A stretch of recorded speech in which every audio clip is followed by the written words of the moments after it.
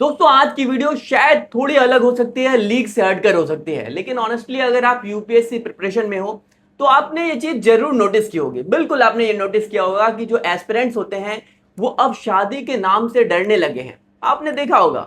और नहीं, यहाँ मैं सिर्फ यहाँ रिलेशनशिप की बात नहीं कर रहा हूँ, यहाँ मैं शादी की बात कर रहा हूँ। मैं उस डर की बात कर रहा हूँ जो धीरे धीरे अंदर बैठ जाता है।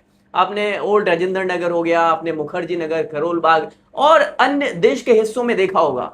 यहां पर क्वेश्चन ये होता है, भाई फ्यूचर का क्या होगा, है ना।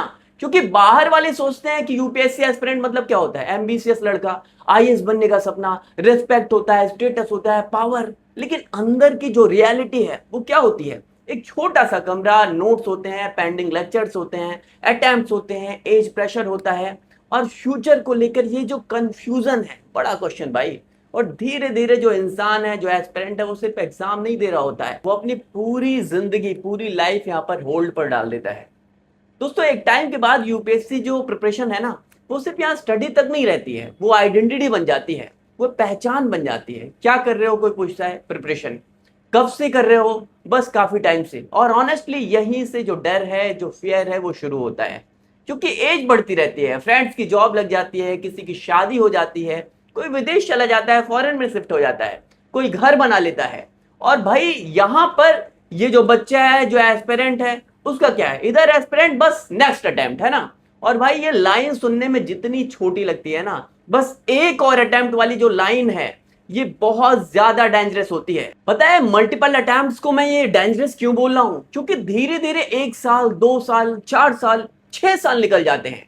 टाइम का पता ही नहीं चलता, समय का पता ही नहीं चलता। और फिर एक ऐसी स्टेज आती है जहां शादी का टॉपिक सुनकर जो एस्पिरेंट है ना, वो टोटली खुद में अनकंफर्टेबल होने लगता है। बिल्कुल। क्यों?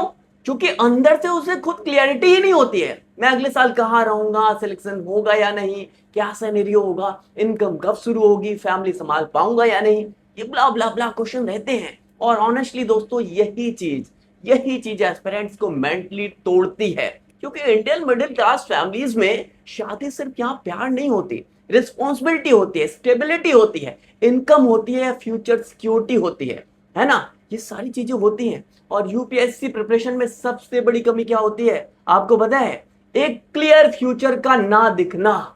यानी इंसान हार्डवर्क पूरी कर रहा है, लेकिन रिजल्ट का भरोसा नहीं होता। और ऑनेस्टली यही वजह है कि बहुत सारे एस्पिरेंट्स रिलेशनशिप से दूर भी भागने लगते हैं। इसमें कोई दो राय नहीं। क्योंकि उन्हें लगता है भाई खुद का फ्यूचर क्लियर नहीं है, किसी और को कैसे इन्वॉल्व करूं।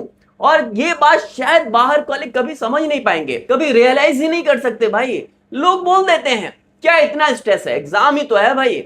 लेकिन रियलिटी क्या है? रियलिटी यह है कि यूपीएससी प्रिपरेशन धीरे धीरे इंसान को, या यूं कहें जो एस्पिरेंट्स हैं, उनके कॉन्फिडेंस को, उनके सोशल लाइफ और इमोशनल स्टेबिलिटी ये खा जाती है भाई। इसमें कोई दो राय नहीं। और सबसे पेनफुल चीज पता है क्या आपको?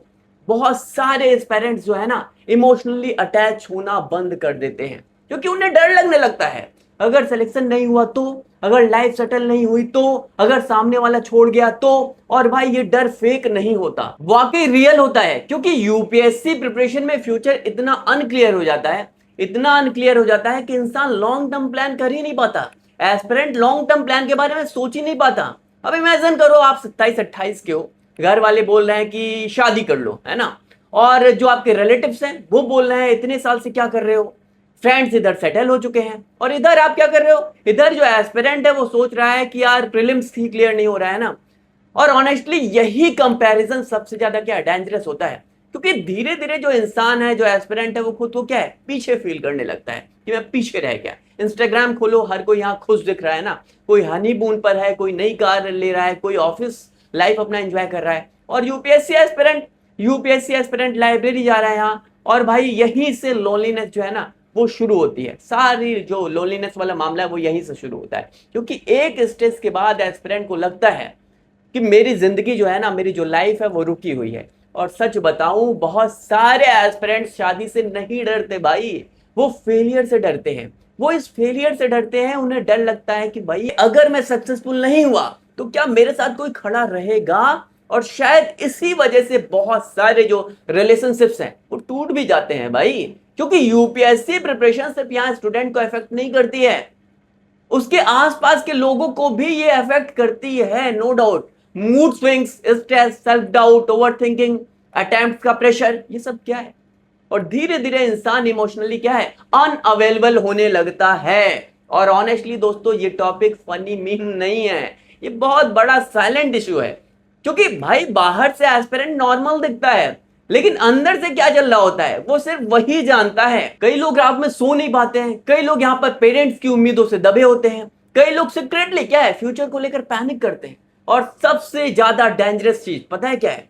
धीरे धीरे एस्पिरेंट खुद को लाइफ के बाकी लोगों से अलग फील करने लगता है। उसे लगता है अब आगे जो सारे लोग हैं वो आगे निकल गए हैं, मैं भी अभी यही हूं भाई, वही पीछे रह गया। और भाई यही फीलिंग इंसान को अंदर से क्या है, फॉलो कर देती है। बिल्कुल, और शायद सबसे पेनफुल मोमेंट होता है ये, इसमें कोई दो राय नहीं। जब कोई रिलेटिव कैजुअली पूछता है अब तक हुआ नहीं, बाहर से एस्पिरेंट हंसकर बोल देता है बस कोशिश चल रही है, लेकिन अंदर क्या चलता है वो शायद कोई नहीं समझता।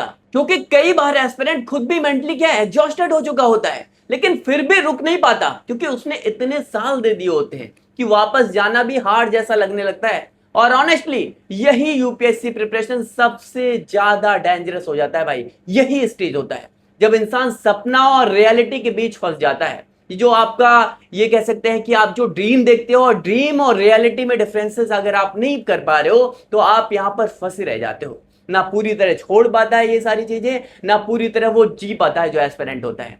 और भाई यही वजह है कि बहुत सारे एस्पिरेंट धीरे धीरे इमोशंस क्या है, अपना दबाना सीख जाते हैं। इमोशंस को यहां पर अपनी जेब में रखना सीख जाते हैं। बर्थडेज मिस करते हैं, फेस्टिवल मिस करते हैं, फैमिली टाइम मिस कर देते हैं, क्योंकि दिमाग में हमेशा यही चलता रहता है ये सारी चीजें कि बस सिलेक्शन हो जाए फिर सब ठीक हो जाएगा, है ना, वो नीली बत्ती लाल बत्ती वाली चीजें। लेकिन सच क्या है? सच भाई लाइफ कभी भी कंप्लीटली पॉज नहीं होती है।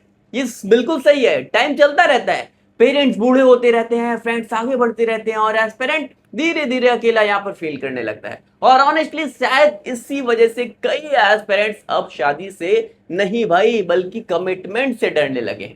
क्योंकि कमिटमेंट के लिए इमोशनली स्टेबिलिटी चाहिए होती है ना, इमोशनल अवेलेबल होना पड़ता है। और यूपीएससी प्रिपरेशन कई बार वही स्टेबिलिटी हिला देती है, इसमें कोई दो राय नहीं। लेकिन एक बात जरूर बोलूंगा भाई, यूपीएससी प्रिपरेशन आपकी जिंदगी का हिस्सा हो सकती है, पूरी जिंदगी नहीं। ये लाइन बहुत इंपॉर्टेंट है। एग्जाम इंपॉर्टेंट है, ड्रीम इंपॉर्टेंट है, इसमें कोई दो राय नहीं, लेकिन आपकी मेंटल हेल्थ, रिलेशनशिप्स और सेल्फ वर्थ भी इंपॉर्टेंट है। क्योंकि अगर एक एग्जाम की वजह से इंसान खुद को प्यार करने के लायक ही ना समझे तो वो प्रिपरेशन नहीं भाई, वो स्लो इमोशनल डैमेज बन जाता है। और ऑनेस्टली दोस्तों, शायद इसी वजह से आज बहुत सारे एस्पिरेंट्स से जो हैं वो शादी से नहीं, अपने आने वाले कल से डरने लगे हैं। बाकी सच सच बताना, क्या आपने भी ये चीजें फील की हैं? क्या यूपीएससी प्रिपरेशन के बाद फ्यूचर और रिलेशनशिप्स को लेकर फियर बढ़ जाता है? कमेंट्स में आप जरूर बताना। और अगर आप चाहते हो कि लोग एस्पिरेंट्स की इमोशनल रियलिटी को समझें तो वीडियो को ज्यादा से ज्यादा शेयर करना, क्योंकि शायद शायद बाहर वाले सिर्फ यहां रिजल्ट देखते हैं, अंदर की लड़ाई कोई नहीं देखता भाई। तो शेयर करते रहें।